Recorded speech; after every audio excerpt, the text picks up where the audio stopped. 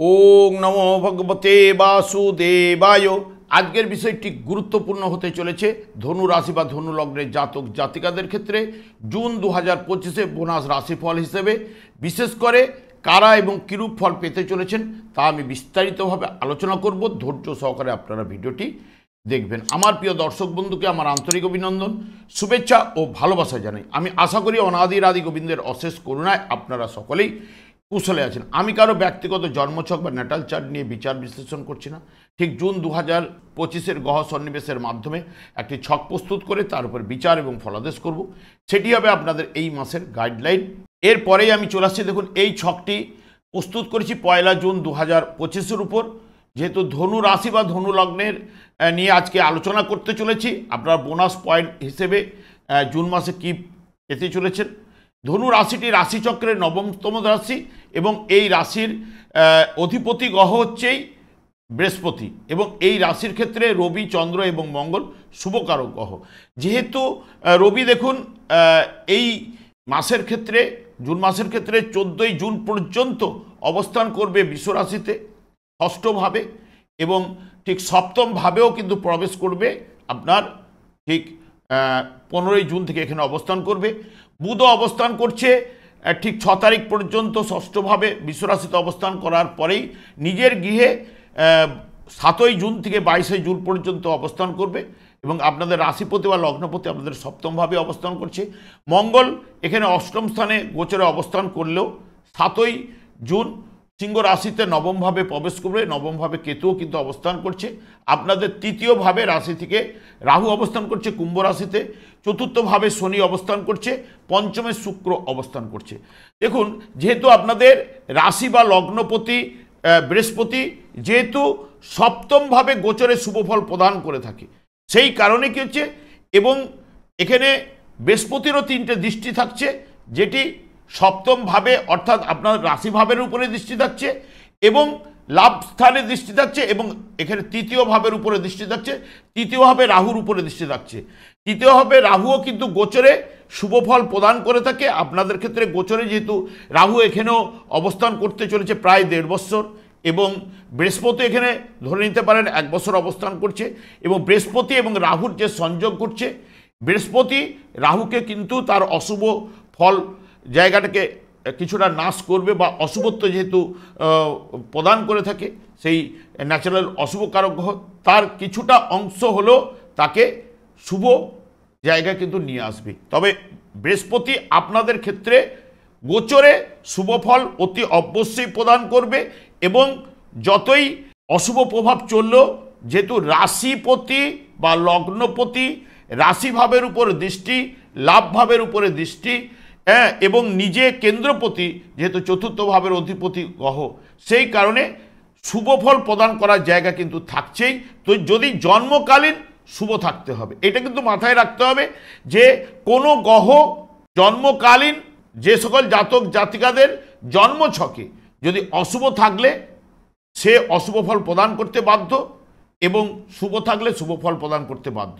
কোনো গ্রহই কিন্তু অশুভ বা খারাপ নয়, যার জন্মছক অনুযায়ী অশুভ থাকলে অশুভ এবং শুভ থাকলে শুভ। এখানে বৃহস্পতি যদি জন্মকালীন যার জন্মছকে শুভ রয়েছে তারা কিন্তু মানসিক আনন্দ, বিবাহের যোগ অতি অবশ্যই, ব্যবসা বাণিজ্যে আয় বৃদ্ধি ঘটাবেই, গৃহে ও পরিবারে সুখ শান্তি প্রদান করবেই, আর্থিক উন্নতি, যানবাহন লাভ, মান মর্যাদা বৃদ্ধি এগুলো কিন্তু ঘটাবেই। যার ক্ষেত্রে এই বৃহস্পতি গোচরে শুভফল প্রদান করলেও যদি জন্মকালীন অশুভ থাকলে তার ক্ষেত্রে শারীরিক দিক দিয়ে অসুস্থতা এবং মানসিক অশান্তি, দাম্পত্য জীবনে ভুল বুঝাবুঝি, ব্যবসা বাণিজ্যে ঝামেলা, অশান্তি এবং আইন সংক্রান্ত ব্যাপারে পরাজয় হয়ে যাওয়া বা আইন সংক্রান্ত ব্যাপারে জড়িয়ে পড়া, এইগুলো কিন্তু যেহেতু বৃহস্পতি আইনের কারক গ্রহ এই জায়গায় কিন্তু আনতে বাধ্য বৃহস্পতি। তবে এখানে লাভস্থানের উপরে দৃষ্টি থাকা এবং রাহুর উপরে, রাহুও এখানে তৃতীয়ভাবে শুভফল প্রদান করে থাকে। এই যে যেহেতু চতুর্থ ভাবের অধিপতি গ্রহ বৃহস্পতি, এই জায়গায় যার অবস্থান করছে বা লাভ স্থানে যদি কারো অবস্থান করে থাকে বা শনির সঙ্গে বা এই তার চতুর্থভাবে যদি বৃহস্পতি যার জন্মকালীন রয়েছে, শনিও এখানে তার চতুর্থভাবে গোচরে আপনাদের দ্বিতীয় পতি গ্রহ, এই জায়গায় অশুভ ফল কিন্তু প্রদান করতে সেরকম পারবে না। কিছুটা হলেও শুভ ফল সে প্রদান করবেই। হ্যাঁ, চতুর্থভাবে গোচরে শনি অশুভ ফল প্রদান করে থাকে। এখানে দ্বিতীয় পতি এবং তৃতীয় পতি, দ্বিতীয় ভাব হচ্ছে অর্থ, পরিবার, বাকশক্তি, লিকুইড মানি ইত্যাদি ইত্যাদি। এই জায়গায় যদি জন্মকালীন যার বৃহস্পতি অবস্থান করছে তার ক্ষেত্রে শনির যে কুপ্রভাব অনেকটাই কিন্তু সে শুভ প্রভাবে কিন্তু চেঞ্জ হবেই, শুভ ফল প্রদান করতে বাধ্য হবে। এবং লাভস্থানে যদি বৃহস্পতি কার যদি অবস্থান করে বা রাহুর যেখানে অবস্থান করছে তৃতীয়ভাবে যদি কার জন্মকালীন যদি অবস্থান করে তার উপরে রাহু প্রবেশ করেছে, কিছু হলেও রাহু এখানে বৃহস্পতির দৃষ্টি বিনিময়ে এবং এখানে বৃহস্পতিও কিন্তু শুভ ফল বা অতি শুভ ফল প্রদান করার জায়গাটা কিন্তু নিয়ে আসবে। তবে রাহু তৃতীয়ভাবে গোচরে শুভফল প্রদান করে থাকে। রাহু যেহেতু রিপ্রেজেন্ট করছে শনিদেবকে, শনির উপরে দৃষ্টি থাকছে, তার সঙ্গে সঙ্গে এই জায়গায় বসে লাভস্থানের উপর দৃষ্টি এবং সপ্তম ভাবের উপরে দৃষ্টি। রাহু চণ্ডালকারক গ্রহ হলেও এখানে বৃহস্পতি যেহেতু শুভ অবস্থান করছে, বৃহস্পতির শুভ দৃষ্টি পড়ায় রাহুর কিছুটা কুপ্রভাব নষ্ট হবে। তবে এখানে বিদ্যার ক্ষেত্রে শুভফল প্রদান করবে রাহু এবং আত্মীয় পরিজন, সাহায্য লাভ, সজ্জন সুখ এবং কাজকর্মে ব্যস্ততা এবং ভাইয়ের সঙ্গে সুসম্পর্ক, এইগুলো কিন্তু রাহু আনবেই। এবং যদি অশুভ থাকলে জন্মকালীন এবং এই জায়গায়, তাহলে ভ্রমণকালে কিছু না কিছু বিপত্তি আনতে পারে, যোগাযোগের ক্ষেত্রে বাধা এবং মানসিক ক্লেশ ইত্যাদি ইত্যাদি কিছুটা অশুভ প্রভাব তবে প্রদান করতে পারে। তবে বৃহস্পতির দৃষ্টি যেহেতু পড়ায় সেরকম কিন্তু জোরালো অশুভ ফলটা কিন্তু দেবে না, এইটুকু মাথায় রাখবেন।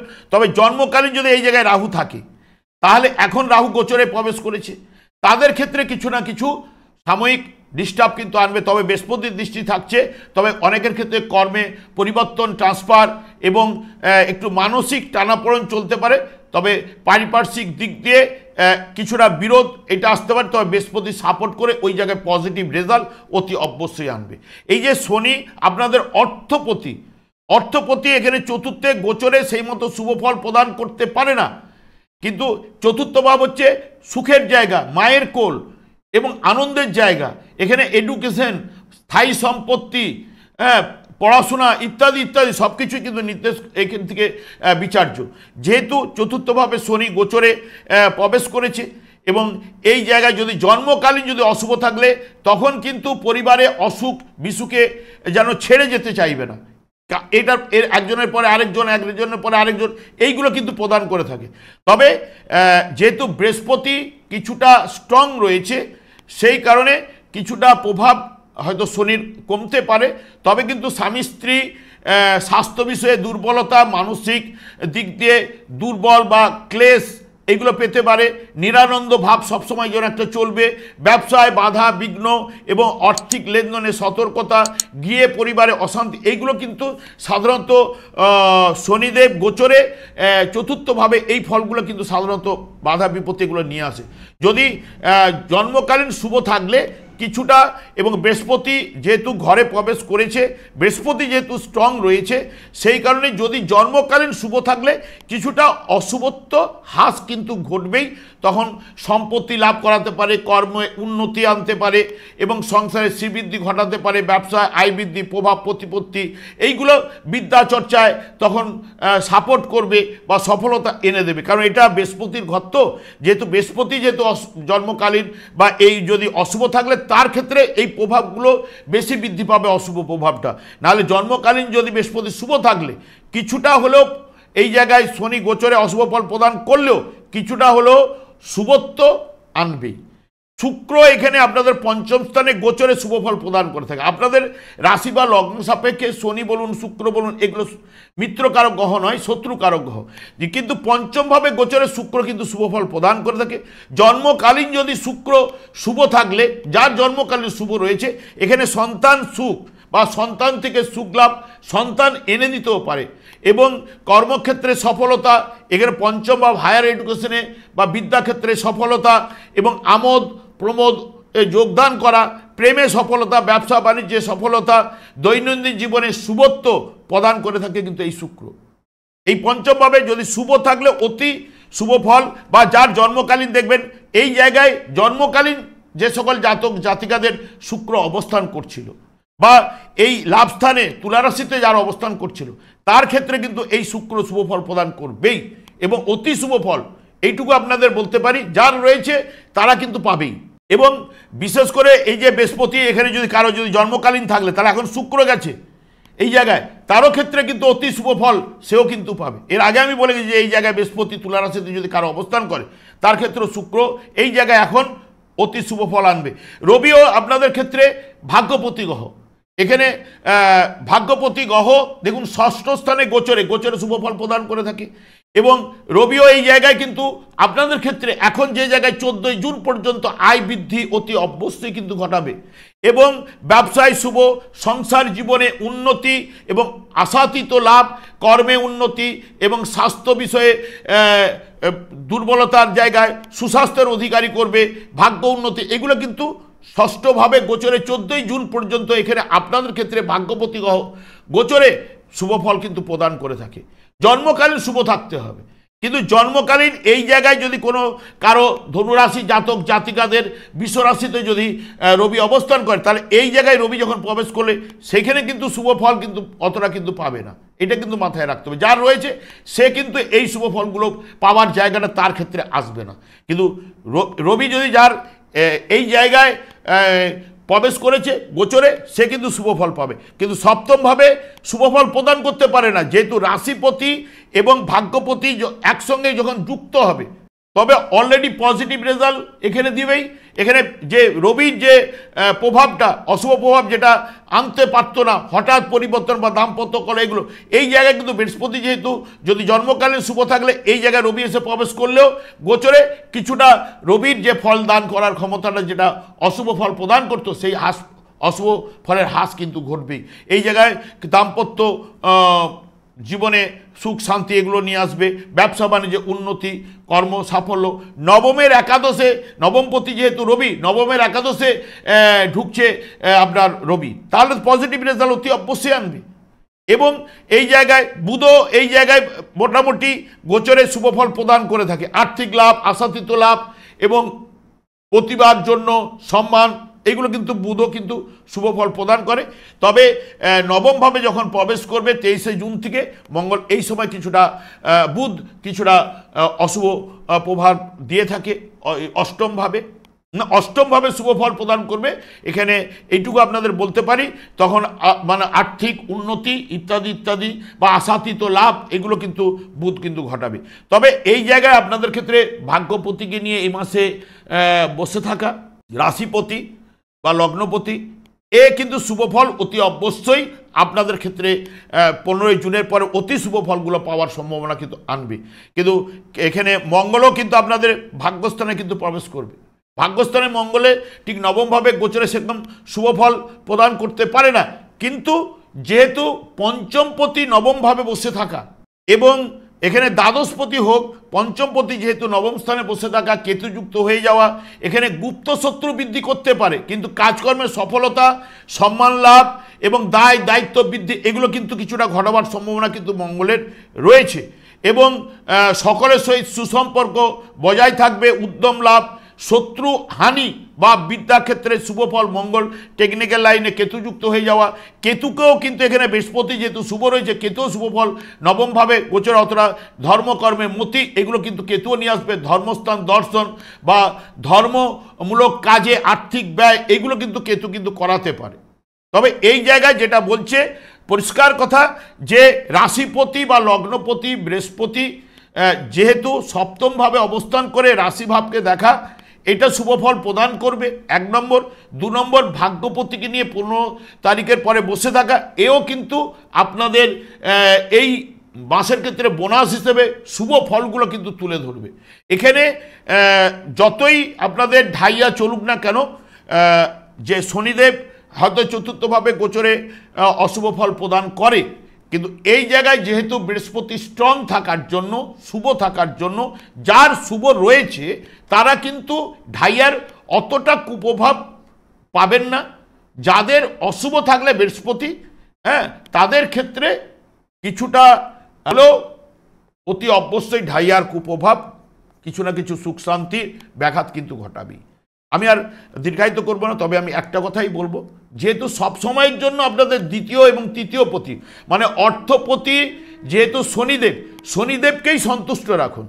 শনিদেব একমাত্র সন্তুষ্ট হন হরে কৃষ্ণ মহামন্ত্রে, এবং দিন রাত এই হরে কৃষ্ণ মহামন্ত্র জপ করার জন্য এনার স্ত্রী এনাকেই অভিশাপ দিয়েছিলেন। সেই কারণে সেই যার দিকে দৃষ্টিপাত করবে তার প্রতি কুপ্রভাব বা অশুভ প্রভাব কিন্তু দূরীভূত হবে। এবং সূর্য হয় কৃষ্ণ সম, মায়া হয় অন্ধকার। যেখানে দেখবেন সূর্য পূর্ব আকাশে উদিত হওয়ার সঙ্গে সঙ্গে অন্ধকার যেরকম পালিয়ে যায়, সেরকম যেখানে কৃষ্ণর নাম গুণকীর্তন হয় সেখানে কিন্তু মায়ার প্রভাব কিন্তু থাকে না।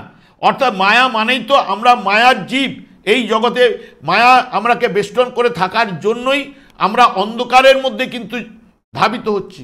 সেই কৃষ্ণ নাম জপ করুন আপনার জীবনে, হরে কৃষ্ণ মন্ত্র জপ করার পরেই দেখবেন আপনার জীবনে সুখ শান্তি আনন্দের বাতাবরণ অতি অবশ্যই প্রবাহিত হবে।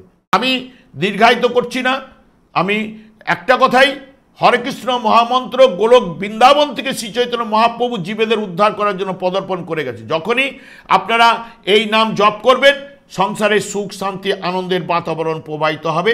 আমি আচার্য কমল শাস্ত্রী প্রত্যেক বুধবার এবং শুক্রবার সন্ধ্যা 8:30 এই চ্যানেল লাইভ অনুষ্ঠান নিয়ে উপস্থিত হই।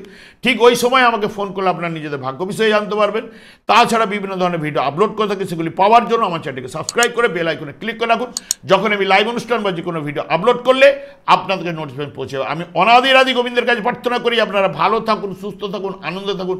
আজ এই পর্যন্ত, পরের ভিডিওতে দেখা হচ্ছে। নমস্কার।